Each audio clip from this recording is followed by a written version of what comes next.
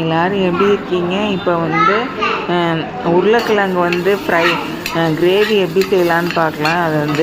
அதுக்கு மசாலாவுக்கு வந்து ஒரு ஒரு 2 பெரிய வெங்காயமும், அதுக்கப்புறம் வந்து 2 மிளகாய் வத்தல், 1 டேபிள் ஸ்பூன் வந்து மிளகு, அதுக்கப்புறம் வந்து உப்பு வந்து 1 டீஸ்பூனு, அதுக்கப்புறம் வந்து பெருஞ்சீரகம் வந்து ஒரு 1/2 ஸ்பூன், அதுக்கப்புறம் சீரகம் வந்து 1 ஸ்பூனு, அதுக்கப்புறம் வந்து தேங்காய் வந்து ஒரு 50 கிராம் எல்லாத்தையும் சேர்த்து நல்லா அரைச்சி எடுத்துக்கோங்க. இந்த மாதிரி இது 300 கிராம் வந்து உருளைக்கிழங்கு எடுத்துருக்கோம்.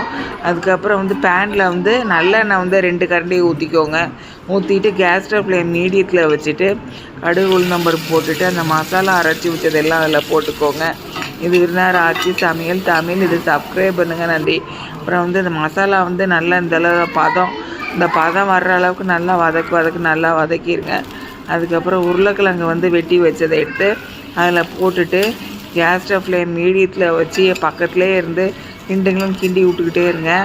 அதுக்கப்புறம் நல்லா கிண்டி எடுத்துகிட்டு அதுக்கப்புறம் நல்லா இந்தளவுக்கு வந்துடணும். இந்தளவுக்கு வந்ததுக்கப்புறம் அதுக்கு ஒரு உருளைக்கிழங்கு இதை எடுத்து அமுக்கி பாருங்கள். அமுங்குச்சுன்னா வெந்துருச்சுன்னு அர்த்தம். நன்றி.